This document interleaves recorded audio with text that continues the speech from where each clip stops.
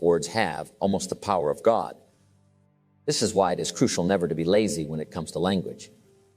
Our capacity to communicate, to skillfully arrange words in a manner that forms images and pictures holds immense significance. Words can be a tool to facilitate understanding, to contribute to someone's education, and to reveal aspects that were previously unseen. And here's what human words can create: the light of insight. The extraordinary power of human words lies in their ability to perform what is often referred to as the unseen magic. Imagine a scenario where someone feels incapable of achieving success, unable to see a path forward. Then you step in and share your own experiences, carefully selecting the most impactful words. As your words reach them, a transformation occurs. They exclaim, "Now I can see. Before you got here, I was blind. Before you got here, I was in the dark." But through your conversation, a newfound clarity begins to emerge.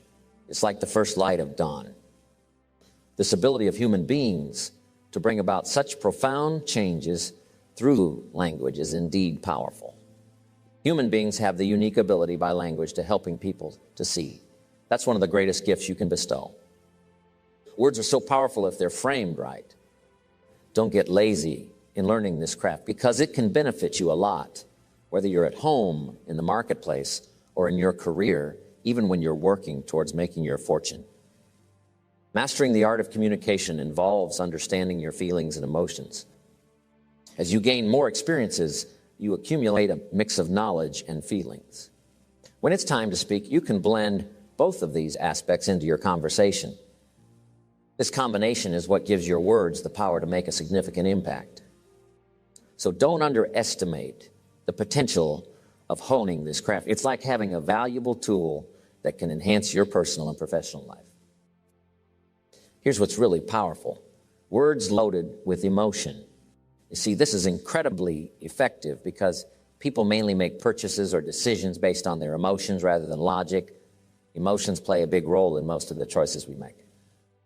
The interesting part is we only need a certain amount of logic to support or explain our emotional decisions.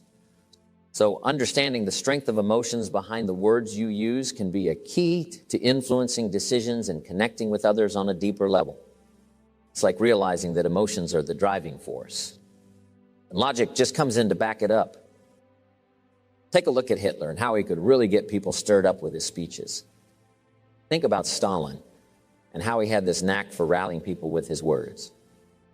And they truly believed in what they were saying with all their heart. Unfortunately, the results were disastrous, but it shows how powerful emotions can be. Yes, in their case, it was for evil purposes. But here's the thing: this same intensity, strength, power, and emotion can also be used for good. It's like a tool that can change the whole outcome of communication. So understanding and using emotions in the right way can make a positive impact in how we connect and communicate with others. Words with strong feeling change the meaning. Words become powerful when they're filled with emotions: belief, courage, love, understanding, awareness, sympathy, concern, and the impact of being touched by somebody. If you incorporate more of these heartfelt elements into what you say, it can have an even more amazing effect. In other words, the stronger the emotion and sincerity you put into your words, the greater the impact they can have on others. It's like adding extra layers of meaning and connection to your communication. Here's the combination: carefully chosen words mixed with just the right amount of emotion. Like finding the balance, not using too much intensity for something small. Think about actors on stage or in movies. They have to master this skill of blending the right emotion with their lines and the words they're supposed to say. It can be super impactful if it's done just right. Imagine if you had this really important point, but you threw in only a tiny bit of emotion. It wouldn't connect, right? So here's the key. When something is a big deal, make it a big deal. And when it's a smaller matter, keep the emotional tone on the lighter side. It's like an art, a craft. You have to adjust your way of talking to match the situation and the level of emotion involved so that it works and it all makes sense to the listener. Imagine this scenario. You enter the scene, and it's the perfect moment for it. The situation demands that level of emotion. You have to approach it like a skilled surgeon. Just like we trust a doctor to focus on attacking the disease rather than the patient, the same goes for handling intense situations. You need to tackle the problem, make the necessary moves, and ensure a successful outcome, saving the day. Essentially, so what we're looking, a doctor to be very professional. You can't be reckless here. It's crucial to go after the problem without making it seem like you're attacking the person, as this is sensitive territory. Many people face serious consequences when they're not careful in these situations. Similar to a surgeon delicately handling matters of the heart, it's about navigating through intense situations with skill and mindfulness like a surgeon. Some people go after matters of the heart with a hatchet, too severe. They might not be careful enough to address the real issue and find a solution. But the main goal is to help the person in need, like saving a patient. Here's a solid approach to dealing with a problem. Admit that you faced it or are currently dealing with it. You can say, look, the reason I'm talking to you about this is because I've been through it myself. And I made some mistakes. Use yourself. One of the best illustrations is yourself. When you're trying to guide someone or give them advice, share a personal story, you could say, hey, I remember when someone really talked to me and set me straight. If that person hadn't come along, spoken honestly, and helped me out, I might have been in a really bad place. I might not even be here talking to you now. So when I say this, I'm speaking from my own life experiences.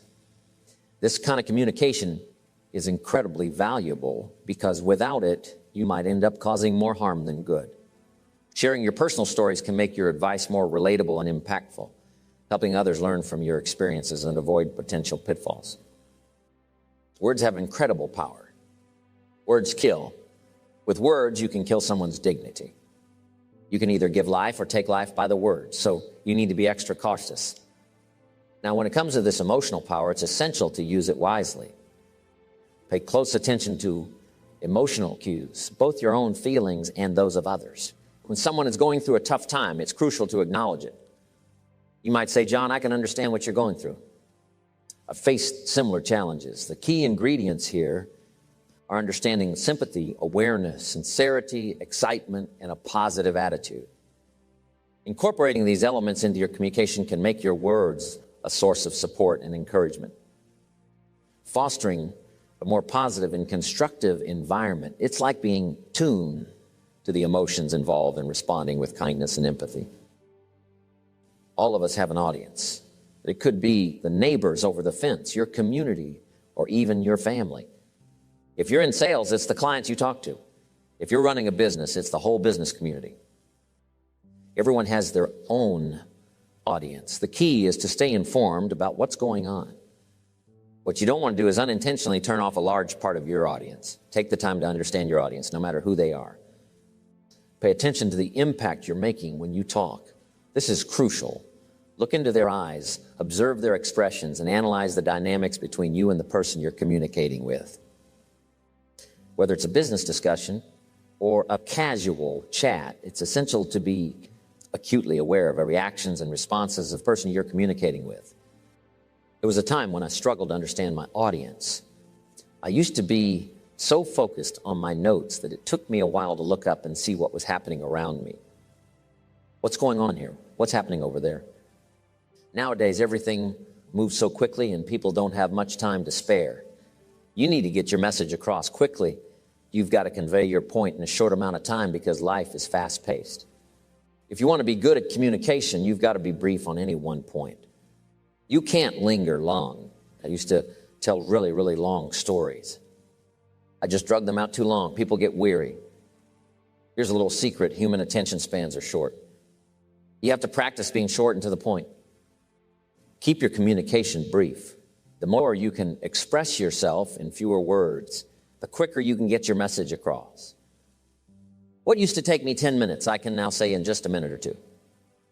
In 15 minutes, I've covered it all. It used to take me a couple of hours. Once you become really skilled with language, you can condense an idea into a shorter time frame. It's about being efficient and making sure your message is concise. So it captures people's attention and keeps them engaged. Being a good listener is essential for effective communication. It's important to let the other person talk. We all have approximately 16 hours when we're awake. Try to make the most of those 16 hours by practicing your listening skills. I emphasize practicing because listening is not always easy.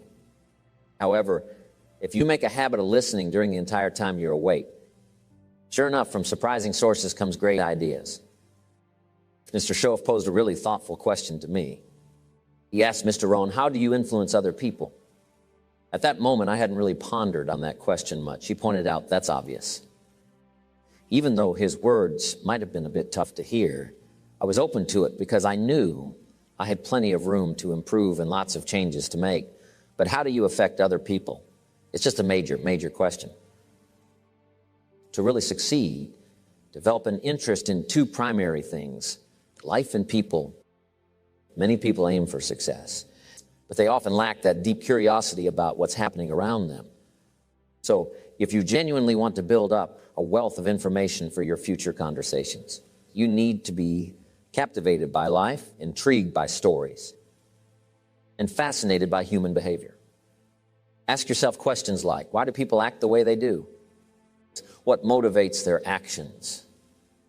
Also, become curious about your own life. Explore why you act the way you do, why certain feelings arise.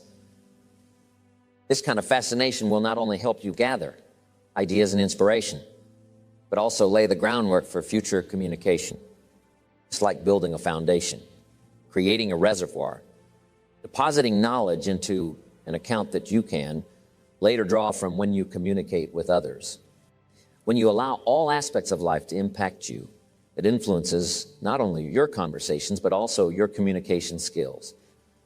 People can sense that you have a deep connection with life, and your sensitivity, interest, and fascination with it make life exceptionally meaningful for you. Let me tell you, this will reflect in your conversations, your emotions, and your ability to connect with others. Embrace it. Don't shy away from it. Nurture and grow this quality so that you build up a practical understanding and a profound awareness. When you're ready to speak, there will be a wealth of substance ready to support whatever you want to convey. This is what brings about real power in communication. Talking to others is a significant part of life. Sharing thoughts and expressing our feelings is important. And if you treat it casually, sure enough, you might not improve much in the next year or two compared to where you are now. I was clumsy when I started. To improve at anything, you need to just start doing it, keep practicing, and gradually you'll get better. Even if it feels awkward at first, initiating a more effective communication strategy is like starting a program to enhance how you express yourself. Keep working on saying things better and better as you practice. Over time, you'll become more skilled and comfortable. Mr. Shoaff shared a valuable piece of advice with me. Don't try to impress, he said, rather learn to express. It's essential to be genuine and become a person that others would genuinely want to talk to. Those initial moments, especially the first few seconds or the opening minute, play a crucial role in building rapport and making a connection. As someone wisely said, you never have a second chance to make a first impression. So those early moments are crucial for the process of identification and getting acquainted. It's about being yourself and creating a positive and authentic impression right from the start. We use this little mental phrase. We want somebody to say, me too. It's like when you share something that happened to you and the other person says, the same thing happened to me, or I felt the same way. It creates a connection. Let me tell you about a time with a little Girl Scout. It's an identification story. She showed me her unique presentation and asked if I wanted to buy. I really wanted to, but I didn't have $2. When I share this story, someone might say, oh, I've been there. I know how embarrassing it is not to have money. That's another identification story. To this day, I can remember the feeling of that situation. And when someone says, I felt that pain too, I know what it's like. It's a powerful connection. It's all about finding common ground with others, but it can be a bit challenging. Now, in the identification process, make sure that they're accurate stories. You want to maintain credibility in your communication. Think about it like giving testimony in a trial. If someone catches you in one lie, they might question the truthfulness of everything else you say. It's like throwing away the whole testimony. You wouldn't want that, right? So don't let lies creep into your stories. Even if the lies and exaggerations don't directly harm others, they can harm you the most. Trust is crucial, and once it's broken, it's hard to rebuild. We all hope for both truthfulness and sincerity, but we don't mistake sincerity for truth. Being truthful and sincere in your communication builds a foundation of trust and reliability. If you want to be sincere, you have to be honest. You just can't come up with sincerity telling an erroneous story. Even if you can make it sound sincere, eventually it will catch up with you. Most people appreciate when someone is open and honest with them, sharing true feelings, genuine awareness, what's happening in their life, heart, soul, and mind. So the key is to be sincere by always telling the truth. It's about building trust and creating genuine connections by being real and truthful in your communication. When we get a little older, we have these tricky ways of looking like we're interested when we're really not. To become a good communicator, it's crucial to recognize these subtle signals. However, it can be a bit challenging because in effective communication, you shouldn't confuse politeness with genuine interest. People might be courteous, but that doesn't necessarily mean they're truly interested. If you misinterpret their courtesy as genuine interest, it can impact the quality of your communication and connection. It's important to be attentive to the subtle cues and distinguish between politeness and genuine engagement to maintain effective communication. Communication involves both words and emotions. Too much is too much. For instance, in sales, talking excessively can backfire. You might talk someone into buying, but if you keep going, you might end up talking them out of it. Let's say you walk into a car showroom. The salesman doesn't need to overwhelm you with all 5,000 facts about a car because you really only need a handful of crucial details. What's the cost? Is it safe and reliable? How's the gas mileage? And what about the style and resale value? Just these few factors are usually enough to make a decision. Providing too much information can actually harm a good presentation. It's about offering just enough information to make sense and help the other person make an informed decision. There's magic in human contact. There's magic in a smile. There's magic in a handshake. When you share a smile or offer a friendly handshake, you're adding a touch of enchantment to the experience, making connections feel more meaningful and pleasant. It's a wonderful reminder of the beauty found in the simplicity of human contact. Good communication requires intentional preparation. Whether you're preparing for a speech, a family meeting, or an important one-on-one conversation, it's essential to get ready for it. Sometimes this preparation takes several days, involving dedicated moments throughout each day to ensure you're fully prepared. There's a saying that for every hour of public speaking, many days of conscious preparation are needed. The same principle applies to personal conversations. Preparation is the crucial factor. Taking the time to get ready beforehand significantly contributes to successful communication. Whether it's in a formal setting or a more casual, one-on-one interaction. Instead of waiting until the last minute, it's important to avoid the approach of cramming, like we might have done when preparing for exams. Instead of putting things off and procrastinating, thinking we have all the time in the world, it's beneficial to engage in gradual and steady preparation. Remember those times when the night before the exam we would be in a rush, trying to cram in all the information? Good communication works the same way. It's not about waiting until the last moment, but about consistent and thorough preparation. This ensures that when the time comes to communicate effectively, you're well prepared and ready. Preparation is the key to good communication. When you're about to have a conversation with someone, it's beneficial to adopt a mindset of readiness. This means quickly gearing up, becoming conscious, and being aware before you engage in the conversation.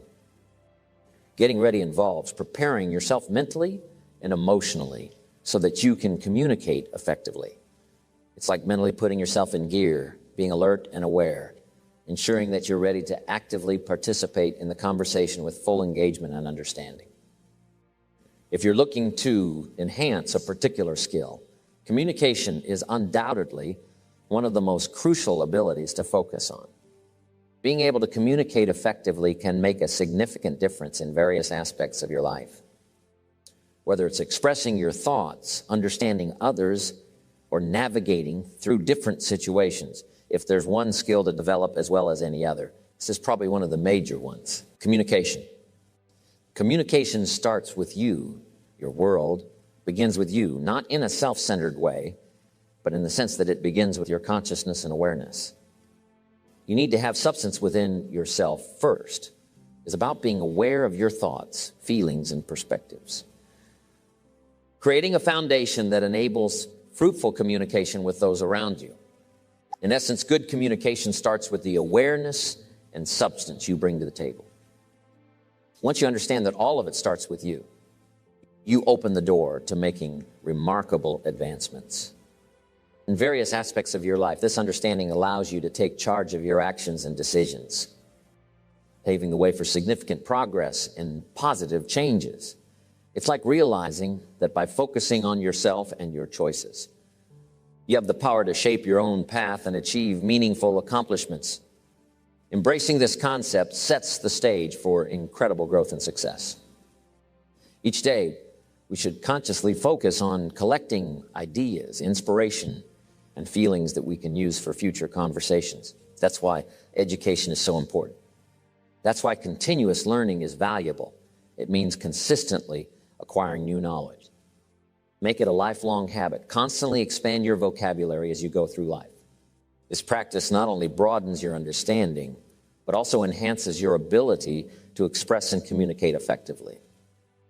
So the key is to keep learning, keep growing, and keep enriching your vocabulary, ensuring that your comprehension and communication skills continue to evolve over the course of your entire life.